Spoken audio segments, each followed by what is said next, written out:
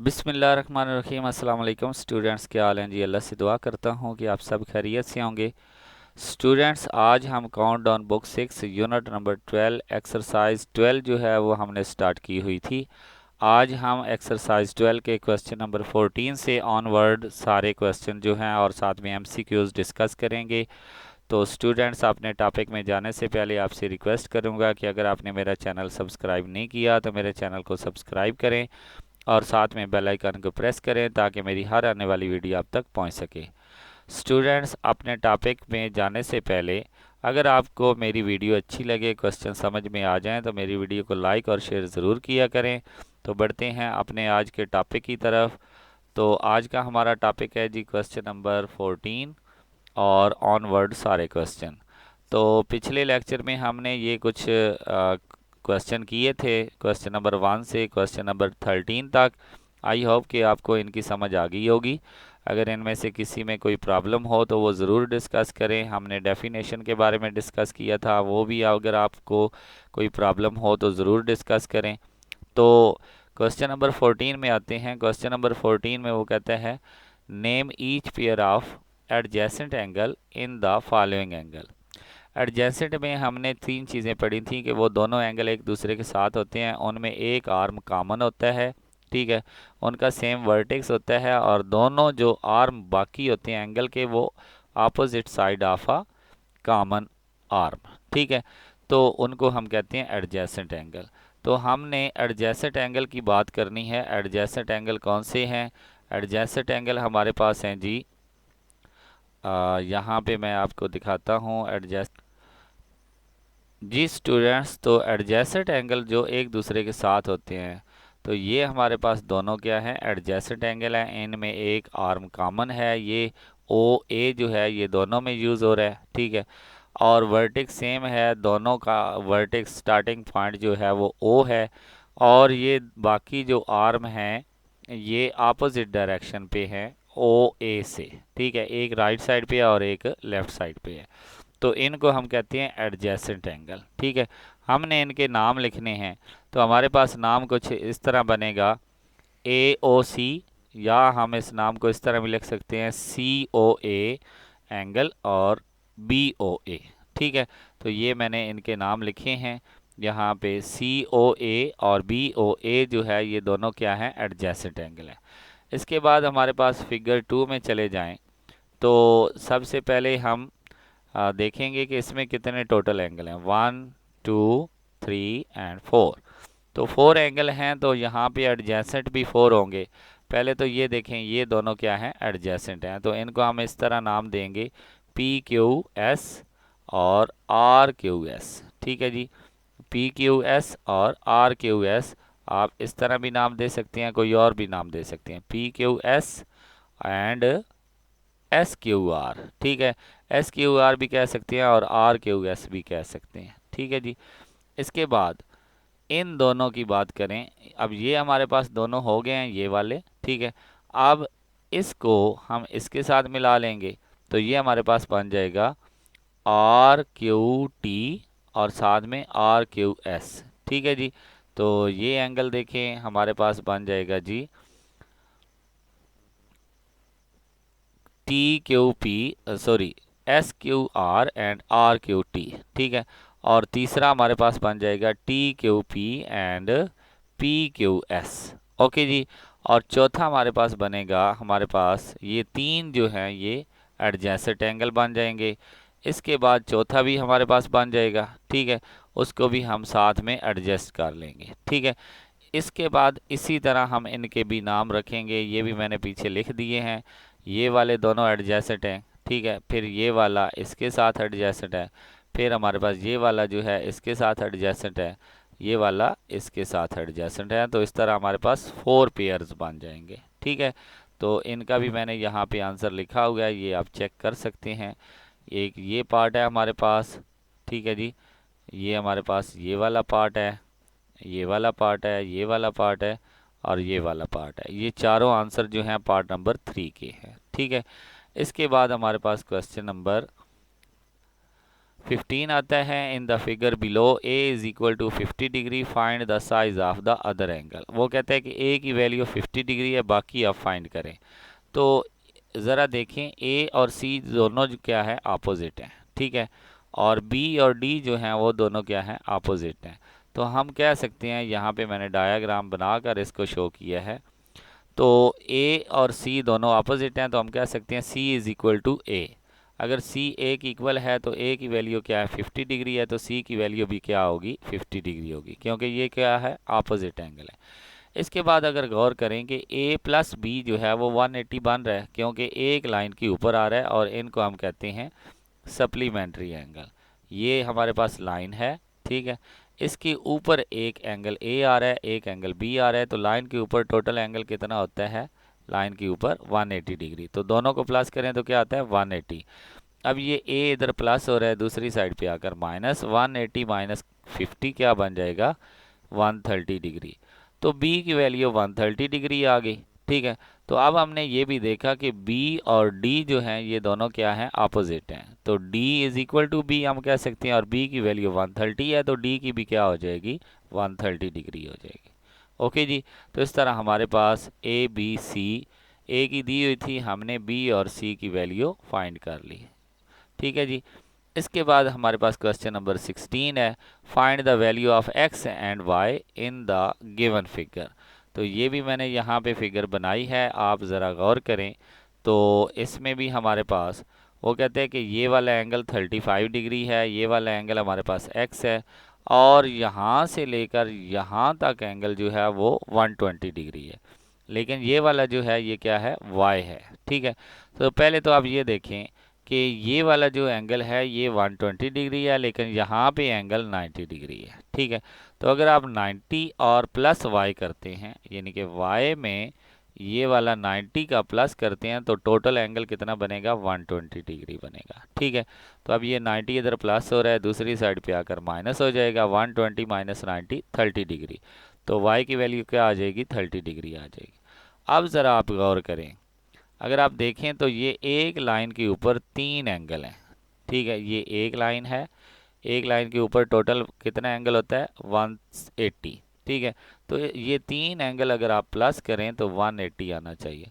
तो x plus y plus 35 degree is equal to 180 degree. इसमें आपके पास y की वैल्यू आ चुकी है 30 plus 35 is equal to 180 degree.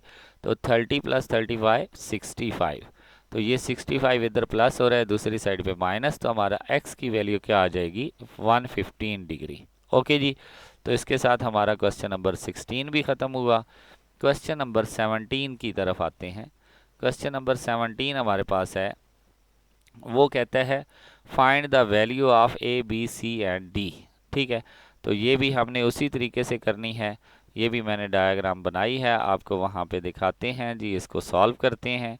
तो यहाँ पे गौर करें, ये देखें ए और 30 डिग्री ये दोनों क्या है अपोजिट एंगल है, तो हम कह सकते हैं अगर ए इज इक्वल टू 30 है तो C is equal A is equal to क्या आएगा 30 डिग्री आएगा, क्योंकि अपोजिट है, दोनों इक्वल हैं, ठीक है। इसी तरह सी का अपोजिट देखें तो 20 है, तो इस तरह हम कह सकते हैं सी इज इक्वल टू 20 डिग्री। अब दो की वैल्यू तो हमारे पास आ गई, ठीक है। तो अब ज़रा गौर करें, अब आप देखें कि हमारे पास ये वाली अगर लाइन लें, ठीक है, तो इस लाइन के ऊपर तीन एंगल आ रहे हैं, ठीक है। एक 20 है, एक 30 है और एक डी है। तीनों को प्लस करें तो क्या आंसर आना चाहिए 180 डिग्री। हमने तीनों को प्लस किया और इक्वल किसके लिया 180 डिग्री। 20 प्लस 30 50, अब 50 इधर आकर माइनस हो जाएगा तो 130 रह जाएगा, ठीक है। अब 130 किसकी वैल्यू आई है डी की, लेकिन डी और बी दोनों क्या हैं अपोजिट है, तो b is equal to D आएगा, और जितनी वैल्यू d की है उतनी ही b की भी आ जाएगी, ठीक है। तो इस तरह हमने a b c और d की वैल्यू निकाल ली, ठीक है। अब हमारे पास क्वेश्चन नंबर 18 की बात करेंगे। यहाँ पे भी वो कह रहे हैं calculate the size of angle 1 2 3 4 and 5।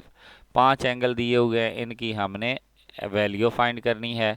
पहले हमें एक्स वाई दिया गया था, अब हमें एंगल के नाम दिए गए हैं 1 2 3, तो ये हम फाइंड करेंगे।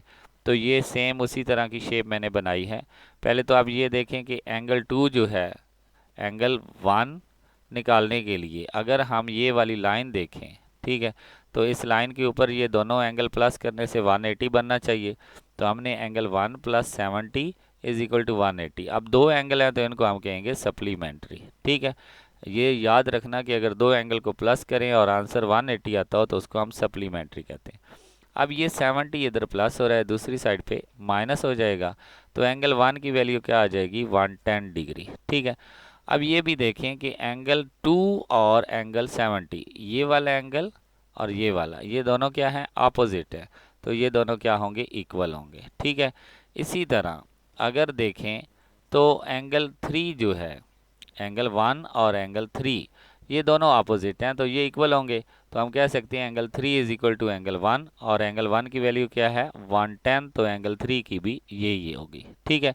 इसके बाद हम दूसरे इस एरिया में आ जाते हैं, ठीक है। इसमें भी हमने इसी तरह देखना है। अगर आप इसके ऊपर देखें, इस लाइन के ऊपर देखें, तो एंगल 4 + 55 ये भी क्या आना चाहिए, 180 डिग्री।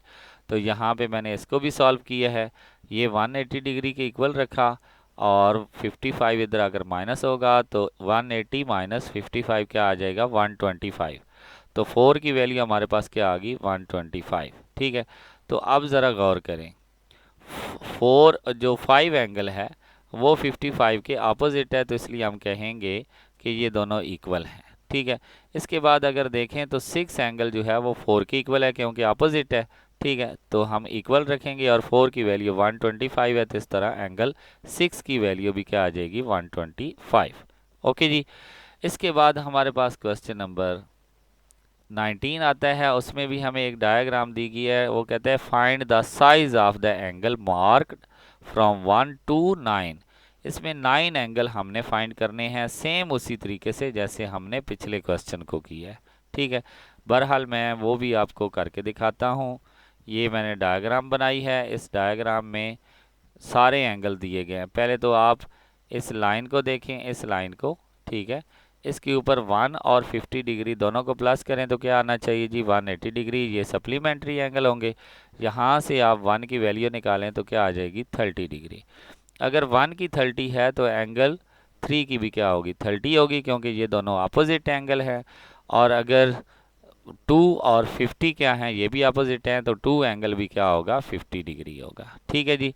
तो ये तो हमने बात कर ली। ये एंगल 3 = 1 है, तो 3 भी क्या होगा, 30 डिग्री होगा, ठीक है।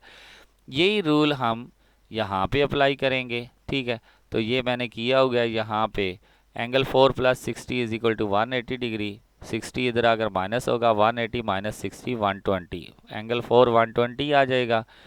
और एंगल 4 का अपोजिट कौन सा है, 6 है, तो 6 भी 120 का होगा। और 5 का अपोजिट क्या है, 60 डिग्री, तो एंगल 5 की वैल्यू क्या आ जाएगी, 60 आ जाएगी।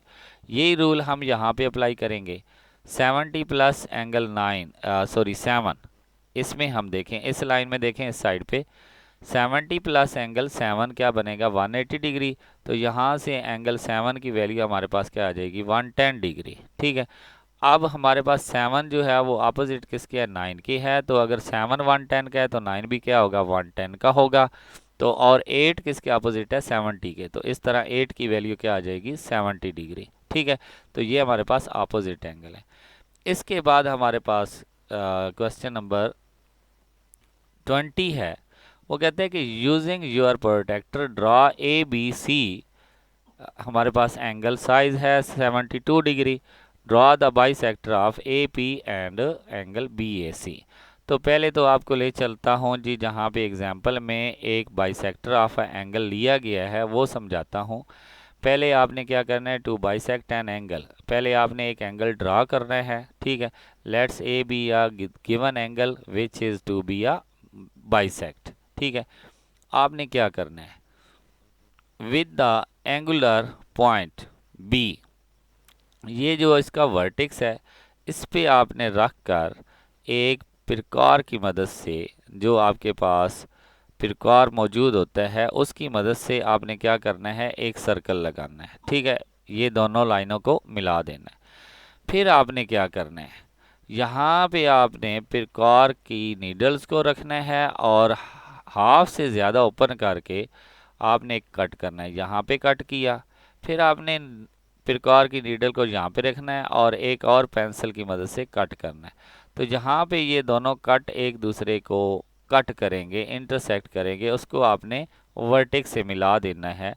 तो ये आपका क्या होगा जी, बाइसेक्ट ऑफ एंगल हो जाएगा। ठीक है जी। तो इसी तरह मैंने इन तीनों क्वेश्चन को किया है। पहले मैंने क्या किया, ये ड्रॉ किया एंगल, ये 72 डिग्री का मैंने एंगल ड्रॉ किया। फिर मैंने ये यहाँ पे प्रकार रखी और ये एक आर्क लगाई। ठीक है। फिर यहाँ पे प्रकार रख कर ये एक आर्क लगाई और फिर यहाँ पे रख कर ये वाली आर्क लगाई। फिर जहाँ पे ये दोनों आर्क एक दूसरे को कट कर रही हैं उसको मैंने सेंटर से मिला दिया।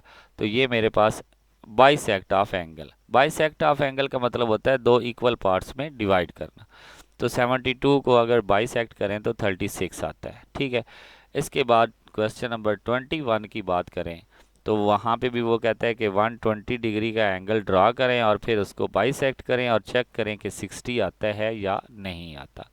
तो ये मैंने 120 का एंगल ड्रा किया। फिर मैंने यहाँ पे प्रकार रख कर ये एक आर्क लगाई। ठीक है। फिर प्रकार को अपनी मर्ज़ी से ओपन किया, हाफ से ज़्यादा ओपन करना है। तो यहाँ पे रख कर एक आर्क लगाई ये वाली और फिर यहाँ पे रखकर एक आर्क लाई ये वाली। ठीक है। तो जहाँ पे ये दोनों आर्क कट कर रही हैं उसको मैंने सेंटर से मिला दिया। तो ये एंगल हमारे पास क्या बन गया, 60 डिग्री का। लास्ट वाला क्वेश्चन है हमारे पास। लास्ट वाले में वो कहते हैं draw an angle 135 degree using a protractor and bisected. ये तीनों एंगल आपने प्रोटेक्टर के ज़रिए पहले ड्रा करने हैं। वो मैंने पीछे आपको बता दिया कि आप किस तरह ड्रा करेंगे। तो पहले हमने क्या किया, 135 डिग्री का एंगल ड्रा किया, फिर हमने उसी तरीके से इसको बाइसेक्ट किया जैसे पहले हमने बाकी किए हैं। ठीक है। तो इसी के साथ हमारी ये वाली एक्सरसाइज ख़त्म हुई। अब हम आते हैं जी एमसीक्यूज़ की तरफ। एमसीक्यूज़ हम सॉल्व करते हैं।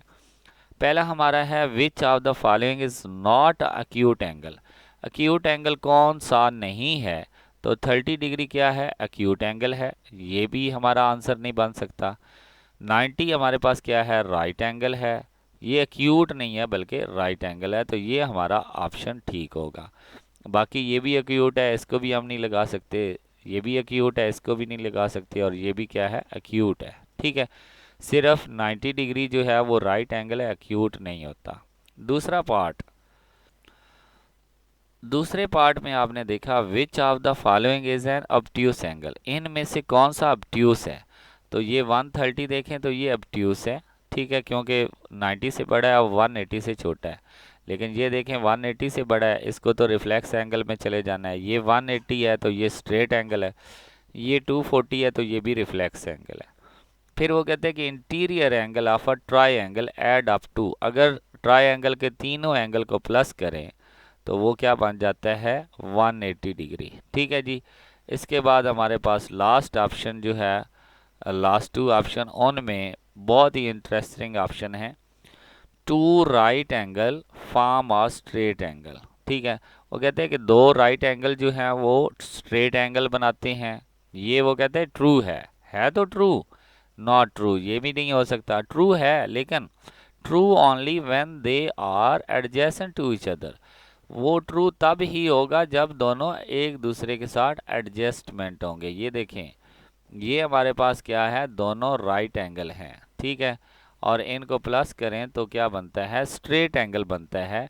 लेकिन ये दोनों क्या होने चाहिए, एक दूसरे के एडजेसेंट भी होने चाहिए। ठीक है जी। तो इसलिए हमारा ऑप्शन सी जो है इसका वो ट्रू होगा। फिर वो कहते हैं कि two obtuse angle are always supplementary. तो ऑब्ट्यूस आपको पता है 90 से ग्रेटर होते हैं। तो अगर दो नंबर 90 से ग्रेटर आप प्लस करें तो क्या 180 बनता है। तो ये बिल्कुल ही फॉल्स है, ऐसा नहीं हो सकता। अगर आप 90 से बड़ा 91 है, ठीक है, और प्लस भी 91 कर लें, ये भी तो 90 से बड़ा है, ये ऑब्ट्यूस एंगल हैं दोनों। तो ये हमारे पास क्या आंसर बन जाएगा, हमारे पास आंसर बन जाएगा 182। 182 2 आंसर हमारे पास बन जाएगा, ठीक है, जो कि रिफ्लेक्स एंगल होता है। तो इसलिए दो ऑब्ट्यूस एंगल जो हैं वो कभी भी सप्लीमेंट्री नहीं हो सकते, तो ये हमारे पास फॉल्स है। ओके स्टूडेंट्स, इसी के साथ हमारा ये यूनिट ख़त्म हुआ। इंशाल्लाह नेक्स्ट लेक्चर में हम यूनिट नंबर 13 लेकर आएंगे, और आपके लिए इसी तरह अगर इन क्वेश्चन में आपको कोई इशू हो रहा हो तो आप मुझसे कांटेक्ट कर सकते हैं। मेरा व्हाट्सएप नंबर जो है वो आपको वहाँ पे मिल जाएगा। अगर नहीं मिल रहा तो आप मुझे एसएमएस करें, टेक्स्ट करें, मैं आपको अपना व्हाट्सएप नंबर दूंगा, और किसी भी क्वेश्चन में कोई इशू हो, कोई प्रॉब्लम हो, या कहीं से क्वेश्चन समझ ना आ रहा हो तो मैं आपकी हेल्प करूंगा। तो स्टूडेंट्स, अगर क्वेश्चन समझ आ जाएं और वीडियो अच्छी लगे तो वीडियो को लाइक और शेयर ज़रूर करें, और मेरे चैनल को सब्सक्राइब करें। तो इंशाल्लाह नेक्स्ट लेक्चर में मुलाकात होगी, तब तक के लिए इजाज़त दें। अल्लाह हाफिज़।